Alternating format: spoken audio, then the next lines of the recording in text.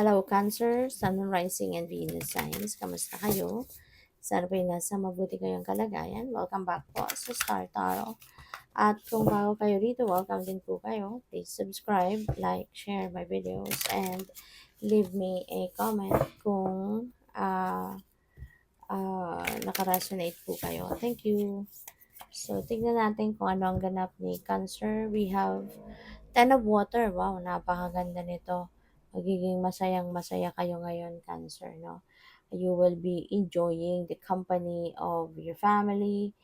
Siguro mayroon ditong reunion, ano? Baka mayroon ditong magkakapamilya na matagal nang hindi nagkita-kita, matagal nang hindi nagkakasama. So, probably, this is the time, no, na kayo ay magkakasama at magkikita-kita na. Uh, so there could be bonding, no? Bonding na activity na gagawin ng iba sa inyo.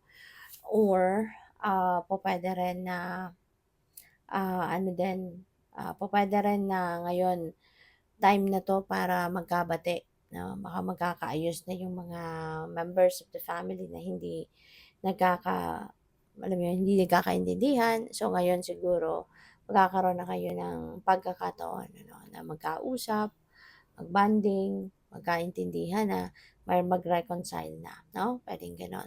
So, there will be, this is the time wherein mafe-feel mo yung love, no?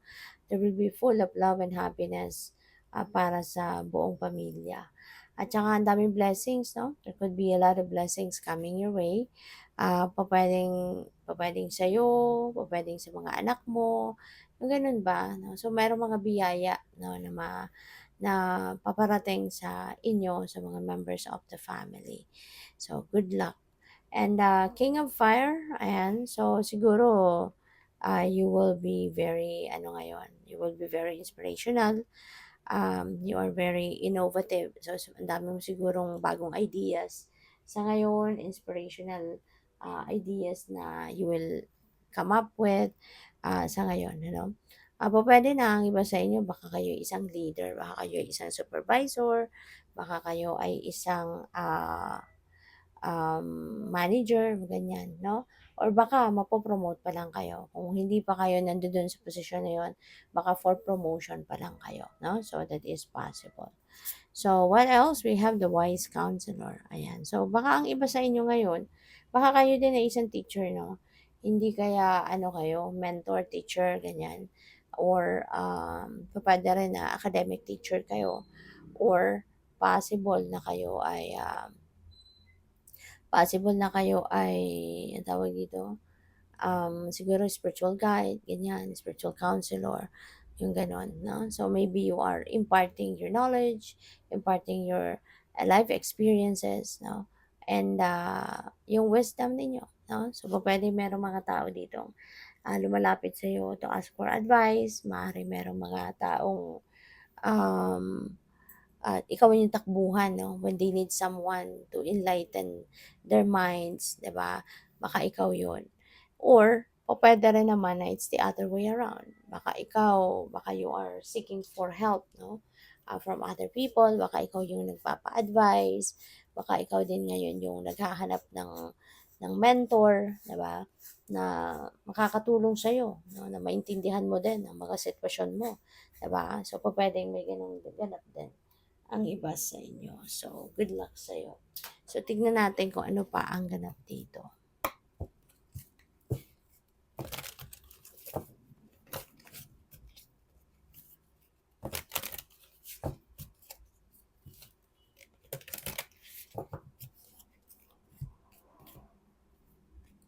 So, we have focus. Ayan. So, maybe sa ngayon, you will be more focused on your family.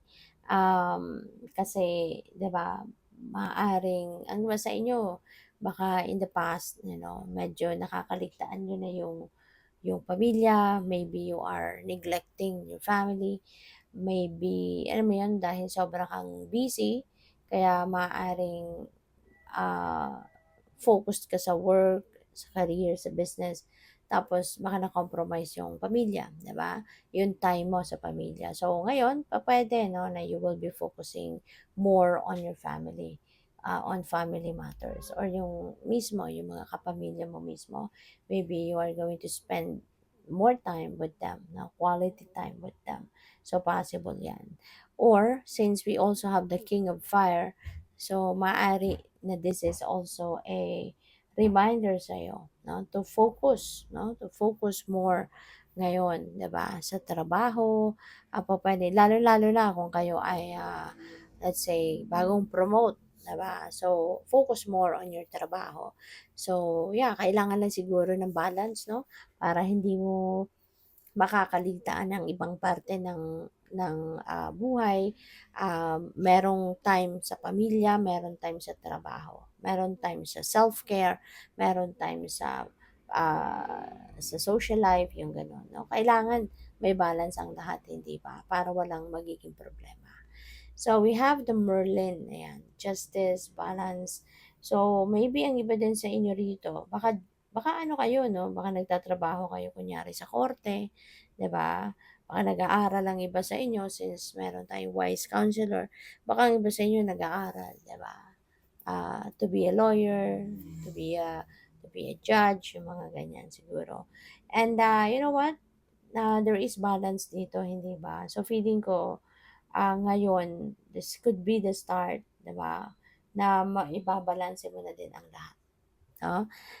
Maaari sa ngayon na-realize niyo na may mga bagay talaga na nakaligtaan na kayo, nakalimutan niyo, 'di ba? As in hindi niyo na napansin siguro, kaya ngayon mas na-realize mo na yes, kailangan ko nang ibalik ang balanse, kailangan kong, ayusin ang lahat, 'di ba? I-prioritize kung ano mga bagay na dapat i-prioritize, yung mga gano'n. So, it feels like you're going to start to do some kind of adjustments, 'di ba, sa mga ginagawa ninyo or sa mga bagay na focus ninyo at this time.